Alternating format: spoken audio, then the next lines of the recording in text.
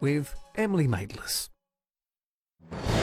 Another attack in Paris. The centre of the city has been evacuated. With an election just 3 days away, what impact will this have on France?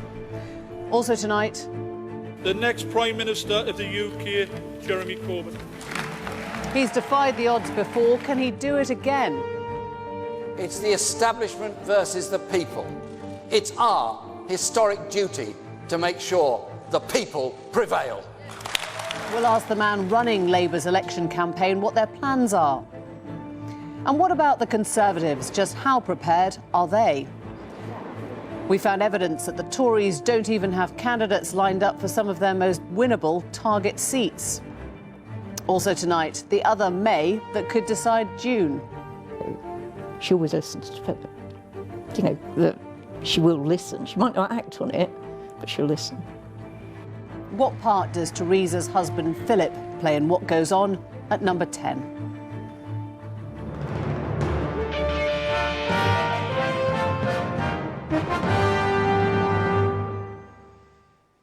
Hello, good evening. A big day for Labour today as Jeremy Corbyn launched his election with a speech. We'll be speaking to the man masterminding his campaign shortly.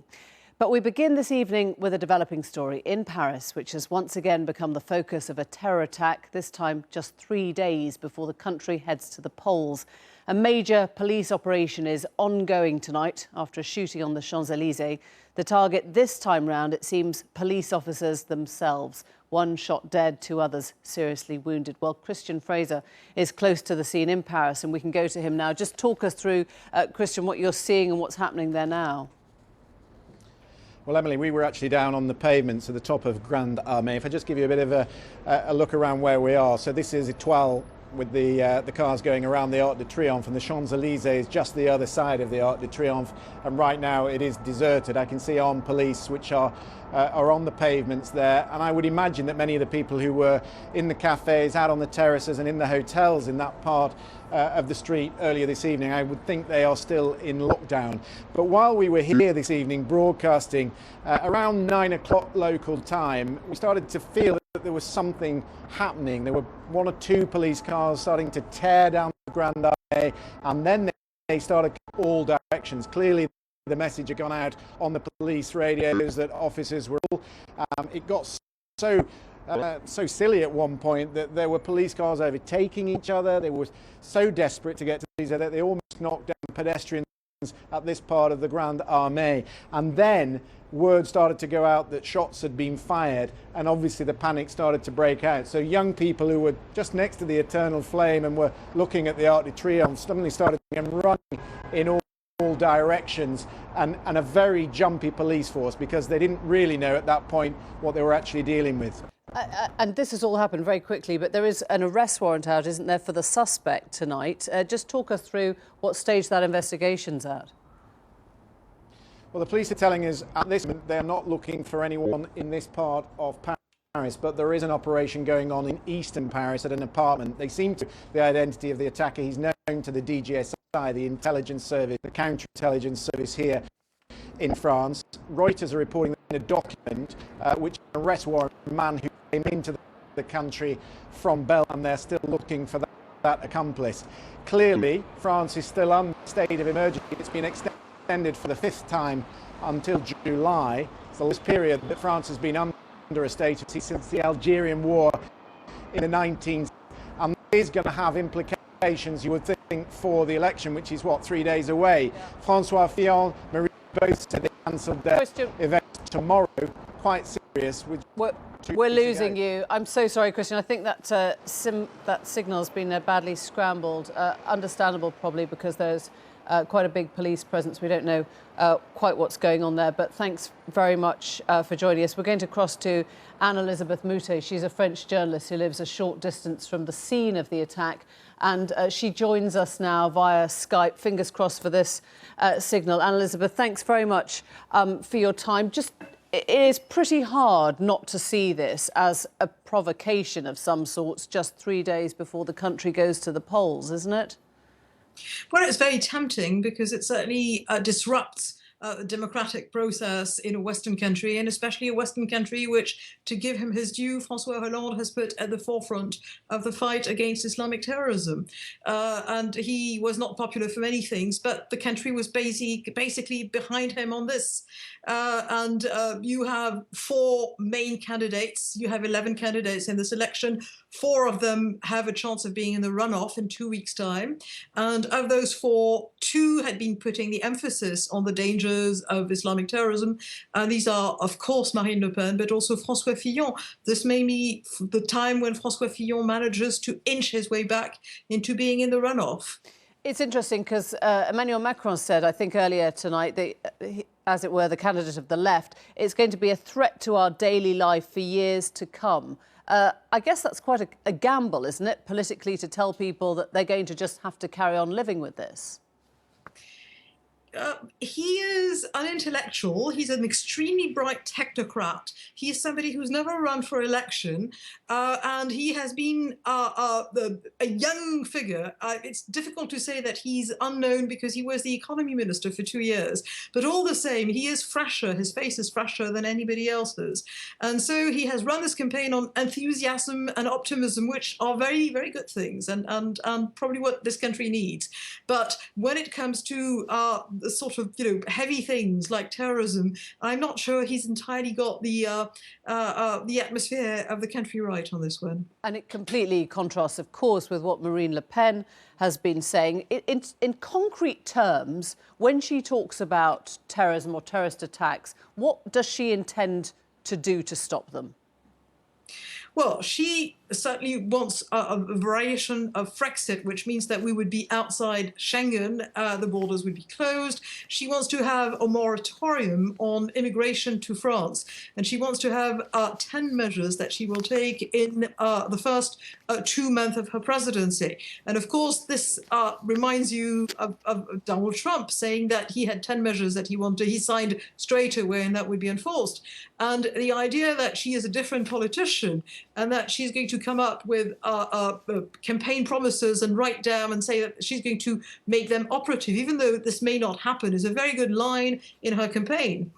So right now she says, and she already said on television, that she was vindicated, that she was right all along, etc., and things up to that. What she can do is going to be interesting because we already have a state of emergency in the country. Parliament voted that, and the population is broadly behind Parliament on this. It was a left-wing government that voted the state of emergency with pretty broad powers. OK, thank you very much indeed. Really appreciate that. Yeah. Jeremy Corbyn is perhaps never happier than back in campaign mode. His lines today reminded his legion of supporters why they liked him. A leader unafraid to be anti-establishment, unafraid of ruffling the feathers of the rich or upsetting the elites. They came to hear him in person, some said, to escape the prism of a media they believe is out to get him. And whilst the polls suggest he doesn't stand a chance of winning the next election, Corbyn dismissed popular wisdom, reminding us that he's been underestimated not once, but twice before. Is it possible we could do it again? We thought we'd start tonight with a meaty chunk of the message from his speech at the campaign launch. The dividing lines in this election could not be clearer from the outset. It's the Conservatives, the party of privilege and the richest, versus the Labour Party.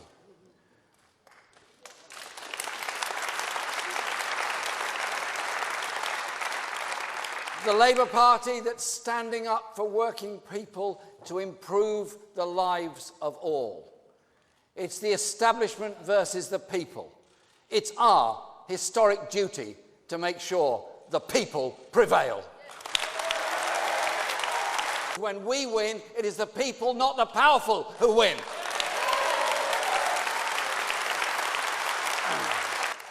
The nurse, the teacher, the small trader, the carer, the builder, the office worker, the student, the carer win. We all win.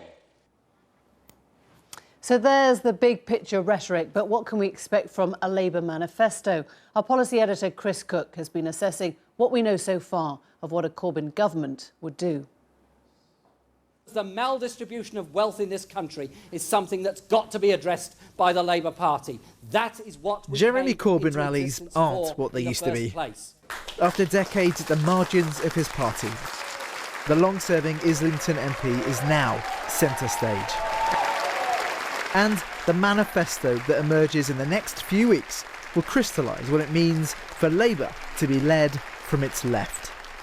We will no longer allow those at the top to leech off those who bust their guts on 0 hours contracts, or those forced to make sacrifices to pay their mortgage or to pay their rent. Instead of the country's wealth being hidden in tax havens, we will put it in the hands of the people of Britain.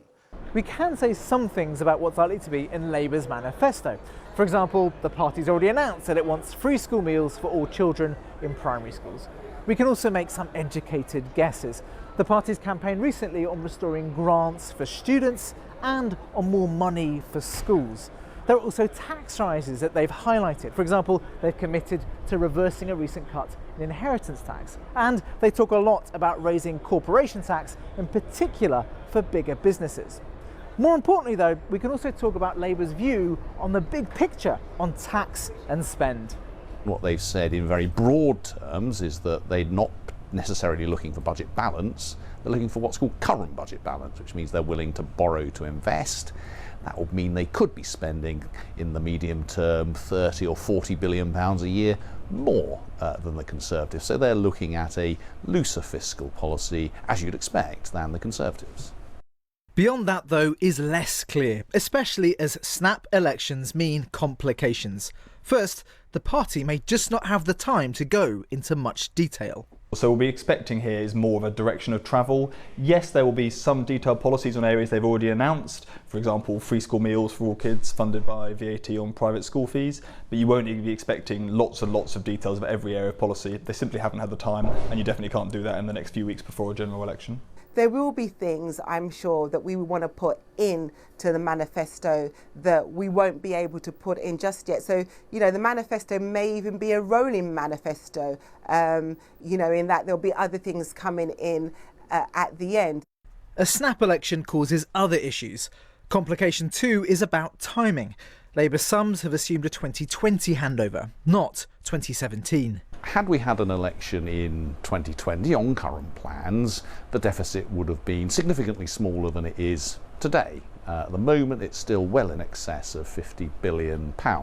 So if the Labour Party is looking to get to current budget balance, a deficit of maybe 30 billion or so, that means there is still some austerity to go through in order to get there. There will need to be some tax rises or spending cuts as a fraction of national income to achieve that target. There's one undisputed That means some Corbyn ideas with big fiscal implications might need delays, tweaks or rethinks. Keep an eye on the abolition of university tuition fees or the seeding of a public infrastructure bank. Labour's processes also cause issues for Mr Corbyn. The third complication is how his party makes policy. It has to go through party structures. The Labour Party isn't about one person. The Labour Party is a team of people all working together. It's not about one individual, it's not about one MP, and it's not about one leader. Mr Corbyn is strongly against nuclear weapons, but Labour's leader doesn't control its manifesto on their own. And despite attempts, when it comes to Trident, Mr Corbyn's policy is not Labour's. I'm delighted to say that Labour is fully in favour of renewing the deterrent. In fact, one of the advantages of the big toing and froing that we've had in recent years on this is that we arrived as a party at a settled position. I'll tell you this, I wouldn't be sorry if it was a 60% tax band and it went higher. The Corbyn manifesto then might not be quite what he dreamed it would be back when he was out on the margins. Chris Cook there. Well, joining us now from Salford is Labour's campaign coordinator, Andrew Gwynn. Very nice to have you on the programme, Andrew Gwynn. Jeremy Corbyn was very clear this morning. He set out, didn't he, in that speech, the establishment versus the people. And he very helpfully listed the people, even name-checked some of the baddies. But just talk us through who is, in this context, the establishment. Well, I think there's an important message here, and that is that after 7 years of Conservative government, what we've seen is a growth in inequality across our society. So people living and working hard in Britain today feel as though they're not getting their fair share of their efforts. And, you know, it reminds me very much of the message, the clause 4 on our Labour Party membership card that says that we seek as a party to create a society that benefits the many, not the few. And fundamentally, that's what this election is about, making sure that we have policies in place that suit the many and not the few. The message was clear, but what wasn't really was who he was talking about, because he went through this list, didn't he, of the people, the nurse, the teacher, the small trader, the carer, the builder. But who are on the other side? He said versus the establishment. So if you're not a nurse, if you're a doctor or a hospital manager, if you're not a teacher but you're a head teacher, if you're a medium-sized trader, where are you then? Are you part of the establishment?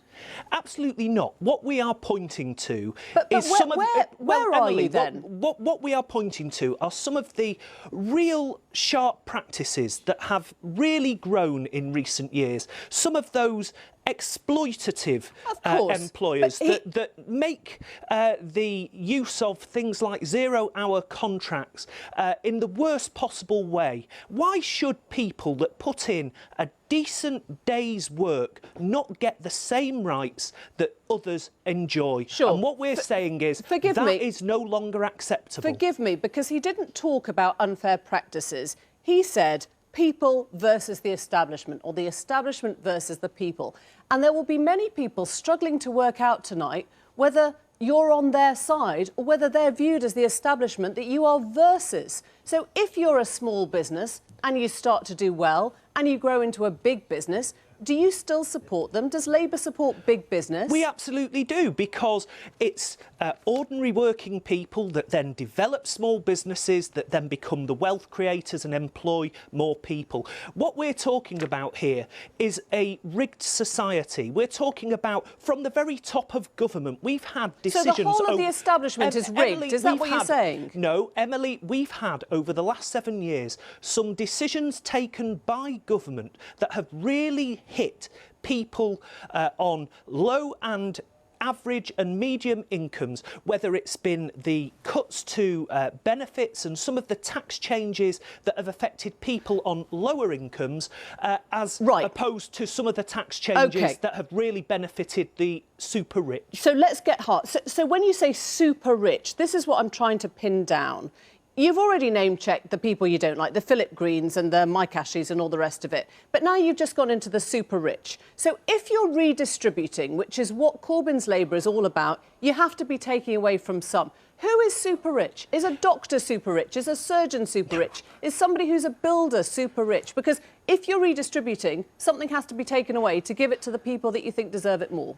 Emily, you need to wait and be a little bit patient, because we will be publishing our manifesto that will have all our commitments, all our policies, fully costed in the weeks ahead for the election campaign. But what you will see is you've set those terms, haven't you? You've set those terms. Today, you've made a big speech saying we are the people versus the establishment. That's why I'm asking. What you will see is a programme for fairness, okay. a programme that ensures that those people that have really lost out and have really been hit hard under this Conservative government over the last 7 years will get a fair say, a fair hearing, and we will build a Britain for the many and not the few. And what we've heard time and again is that the Tories are hell-bent on cuts to public services. That has been Jeremy Corbyn's line. So you will, just to be blunt, end austerity. There will be no more spending cuts then after June if there's a Corbyn government. Is that right? Well, you will have to wait and see some of the exciting announcements that we have got coming ahead. But that must be easy, surely.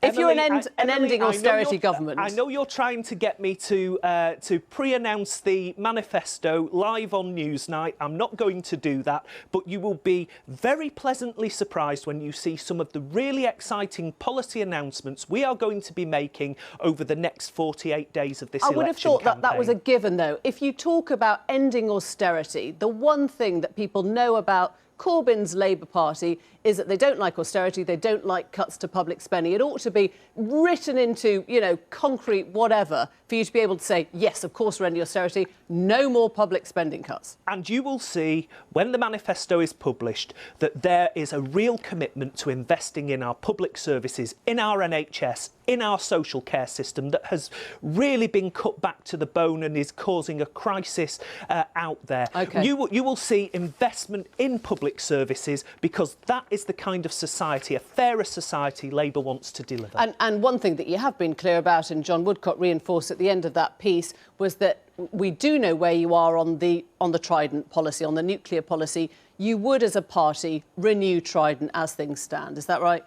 The Labour Party will always put the security interests of this country first. Right, and you will have a Trident policy, but you will have a leader that wouldn't press the button. Does that still stand?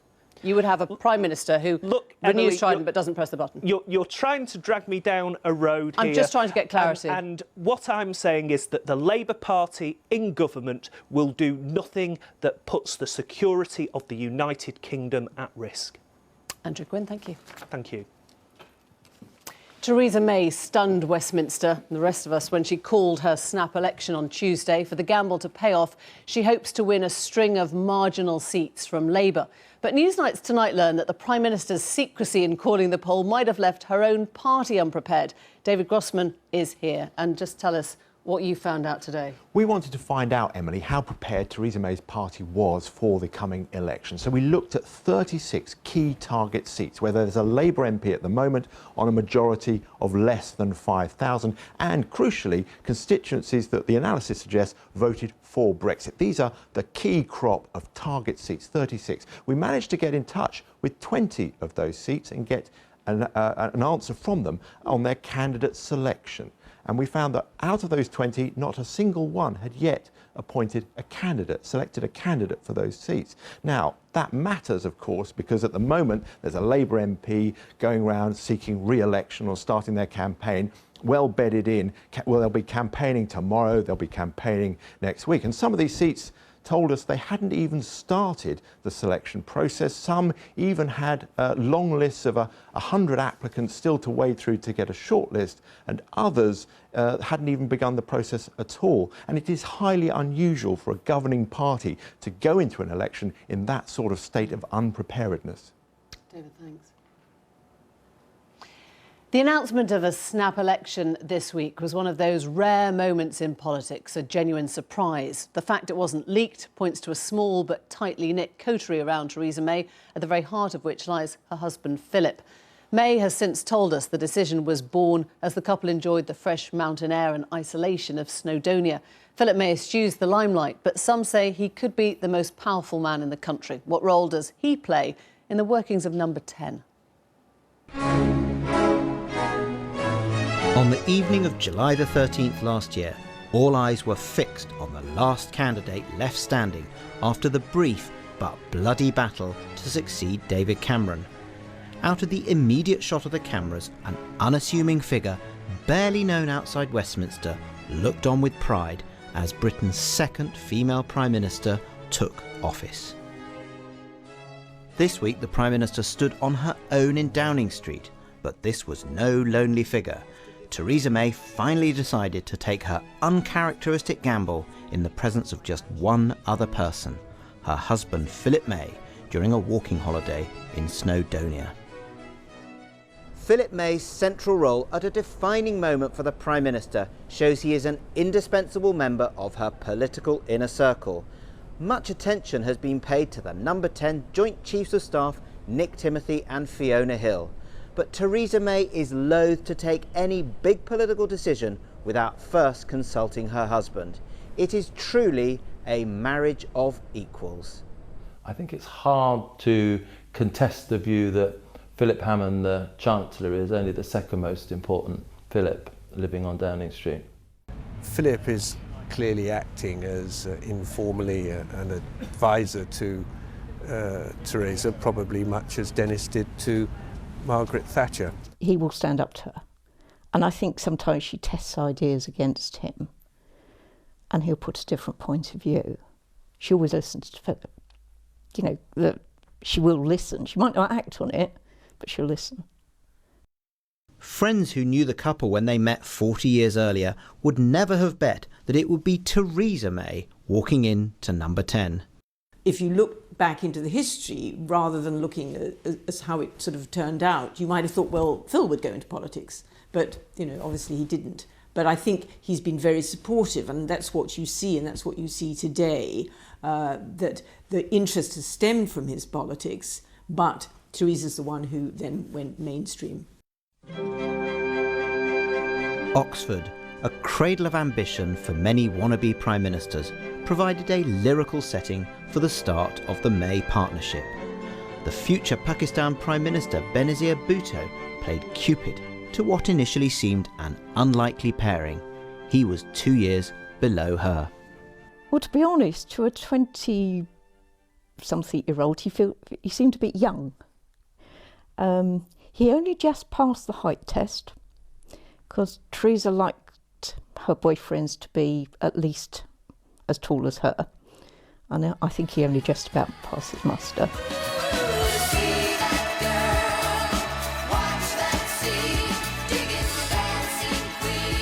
In those heady days of the 1970s, it turned out that Philip May wasn't her first Oxford romance. Well, she certainly seemed to be trialling a fair number. And I'm not sure many got very serious, but there were a number she went out with. But once Philip appeared on the scene, it rather felt like the rest went by the way. Theresa May made what one friend described as desultory attempts to pursue a career at the Oxford Union. She never held office herself, but returned to her alma mater as her future husband embarked on his own union career. Within a year of escorting one well-known figure to a 1978 debate, Philip May had secured the coveted post of Union President for himself, around the time that Margaret Thatcher entered number 10, with her own low-key consort in tow. Well, he was very ambitious. I think it's fair to say that he wasn't an exciting speaker. He was a sort of worthy, middle-of-the-road Conservative. There were a lot of pretty colourful people around who were, I think, more obviously going somewhere as politicians. The following year, Philip May married Theresa Brazier. Shortly afterwards, Theresa May, an only child, lost both her parents. I had huge support in my husband, and that was very important for me. I mean, he was a real rock for me.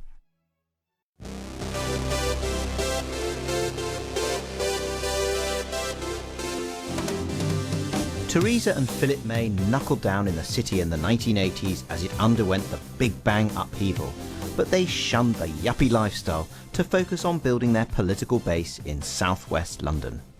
You probably know how political parties work. There's a lot of fundraising which has to take place, the inevitable raffle and things like that which go to, and obviously as the local agent, my job was to make sure we kept the organisation going and that we focused upon raising some cash and some money too. And she was very much, and they were very much leaders of the local Conservative Party.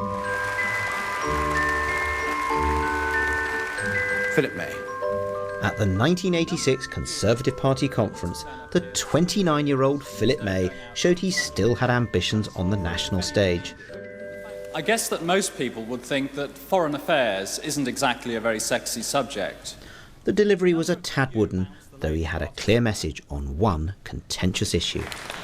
Britain's been a member now of the European community for some 13 years. During that time, we've helped to change many things in Europe for the good, and I hope that we'll continue to do so. We need to strengthen the economic base of the community by breaking down the barriers to the free movement of goods and services. But you know, Europe's not just an economic community, it's a political community too. In the early 1990s, it was Theresa May who stood for Parliament. Unsuccessfully. By then, Philip May's own political ambitions were waning. I asked him years later, if after Theresa became an MP, if he thought he might become one too. And he said, no, we've discussed it, but we think one in the family is probably quite sufficient. And I think they felt it would be too much work and drawn too many ways. And he does an awful lot in the constituency. Again, it's the support side. And he always has, you know, wherever he sort of supports her job.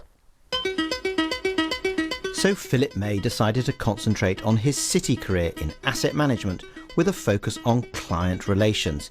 He was an unflashy and low-key figure as his wife's political career rocketed after her election to Parliament in 1997. One senior Tory MP who has known the couple since Oxford believes that Philip May's city background leaves him well placed to advise the Prime Minister on the dangers posed by Brexit. They both know, I think it's becoming more evident that in public policy too, that leaving the EU and returning to WTO rules would be a high-risk strategy for Britain, and that we need a deal. And the financial services sector in particular needs to have a way of getting access to continental European markets. He knows a lot about that subject from his background in insurance and other parts of the financial world, and I expect he's feeding those thoughts in. At a time when many of their contemporaries are retiring, Theresa May's new role has prompted her husband to make one career change of his own. He's still working 4 days a week. He just said he'd given up 1 day a week to run the private side. He said, well, Theresa has no time for it. So he said, anything on our personal side, I've got to run. Over the coming weeks, Theresa May will portray herself as the ultimate safe pair of hands. No doubt Steady Phil will help to reinforce that message. They're not the most exciting people. But then, as you know, in politics, being dull is not always a disadvantage if you're dull at the right time in the right place. This formula has served the Mays well. Perhaps the rise that has taken the Prime Minister all the way to the top would have been less easy without her rock. Philip said to me, Theresa says it's a job and you have to put it to one side when you've finished it. And I think the fact she could go home to Philip, maybe talk things through with him and then put it aside is a way of surviving it.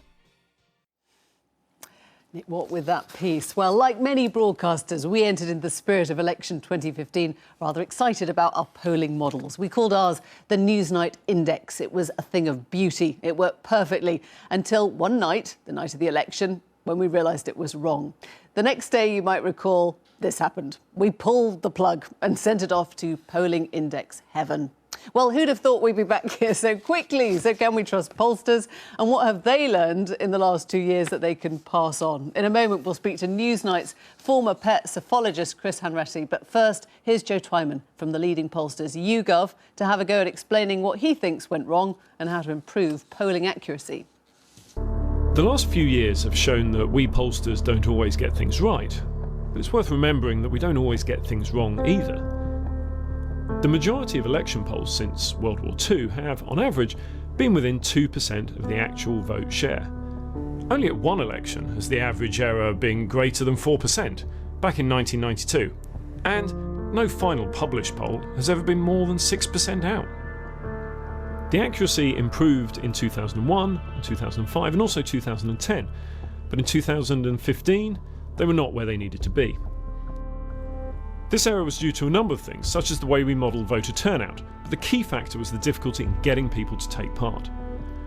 We have gone back to the millions of data points we previously collected and analysed them to identify the specific key groups within our sample who need to be better represented in our surveys. People who are not as interested in politics, for example. It then becomes a matter of recruitment. YouGov has spent hundreds of thousands of pounds last year alone recruiting specifically targeted people to sign up to our panel to answer surveys, and everyone gets paid for taking part. Since the last election, big data has also come into play. Being able to draw on a host of additional variables and historic data that's available on our servers has been essential in developing a greater, deeper understanding of our respondents. No matter how well we do, however, we cannot abolish the laws of probability. Polling is an inexact science, and even the most perfect polls will still have a margin of error associated with them. And they're only ever a snapshot of public opinion at the given time, not a prediction. Well, that was Joe Twyman, and Chris Unretti was our man in election 2015. He's back now. Nice to see you, Chris. Do you agree broadly with that it was the difficulty in just getting people to take part? It was a lack of enough data? Yeah, I think the key problem is, as you've just heard, it's one of recruiting people into the sample. How do you get people who don't really give a fig about politics to answer questions about politics? That's a really tricky thing, and paying them, working harder to recruit these people. Those are both ways of addressing these problems, but how will we know whether those efforts have worked? Well, we'll know after this election. What do you do then? So, I mean, can you just assume that that's something that you don't know and account for it, or does that not work? You can try and look for characteristics that matter based on what you know about politics. Let me give one example, education. I think the referendum showed very clearly that education is now structuring our political views a lot more than it has in the past. So polling companies are now making sure that the composition of their sample matches what we know from the census about educational qualifications and how those match up with age. So they're getting the right kind of people into their samples. I mean, in a way, you know, and the point was made about big data, so much is known about us now, even from just what's on our smartphone. It ought to be easier to read, isn't it? People's political allegiances or biases. But it's always a question of matching that to the true value in the population. We know from things like the census how many people are aged 18 to 25 or live in particular areas. We don't know, for example, how many people watch Casualty or Newsnight. Those things might affect their political attitudes, but we can't tell, well, what's the true population value. You need some baseline truth against which you can measure your sample. And in terms of how people judge you, because this is interesting, isn't it? You know, the pollsters I think you were down with journalists and us at one point, weren't you, in terms of public perception? Do you think it's about the numbers, getting the numbers right, or is it just about landing on the right side of the coin? I think polling companies unfairly get pilloried based on which side they ended up. So if we go back to the referendum again, there were lots of polls saying that Leave was ahead. On average, most pollsters said, no, it's going to break for Remain. And so that was what stuck. People thought the polls called it for Remain, therefore the polls are rubbish. But all the polls suggest it was going to be close, and people just dispensed with that.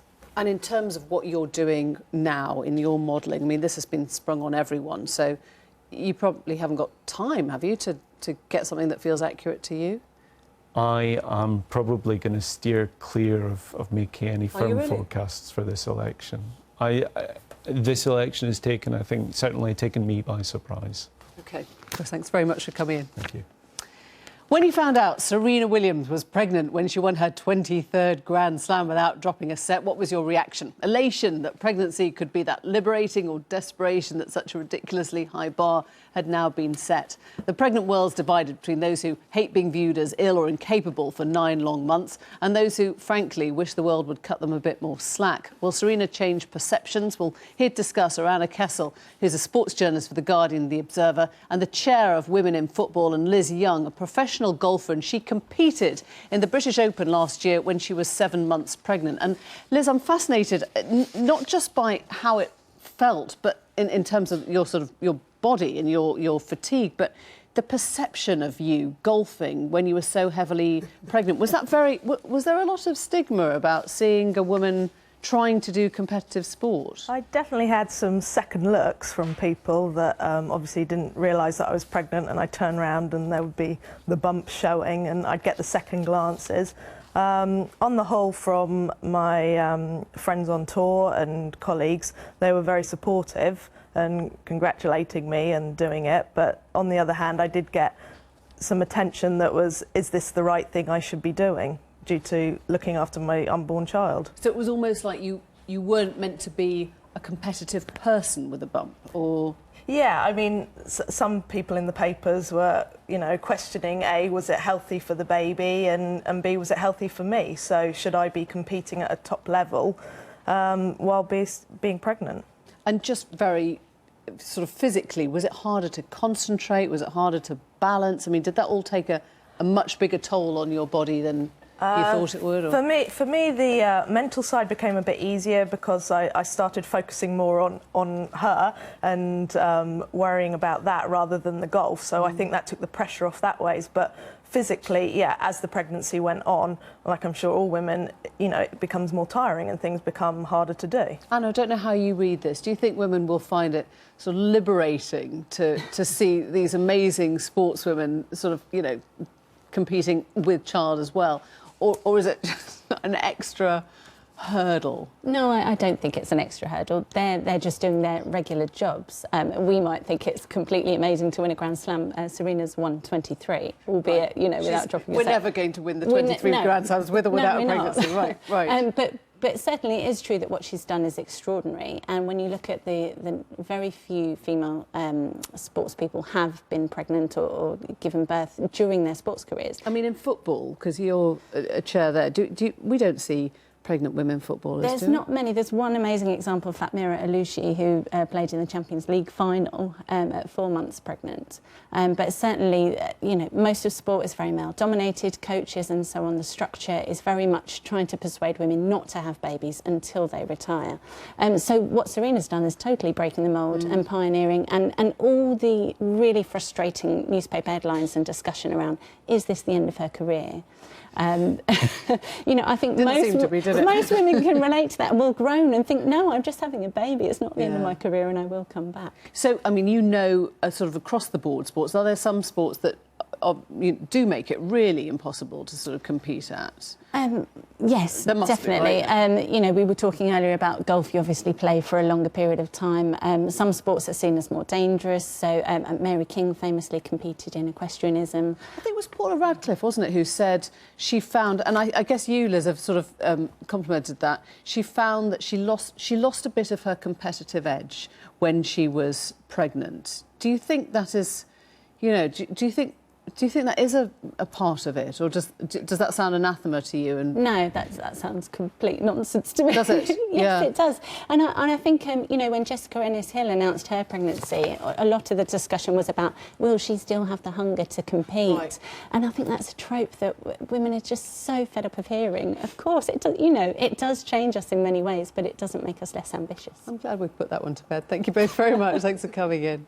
That is all we have time for tonight, but we'll be back with a special from Paris tomorrow night. From all of us here, goodbye.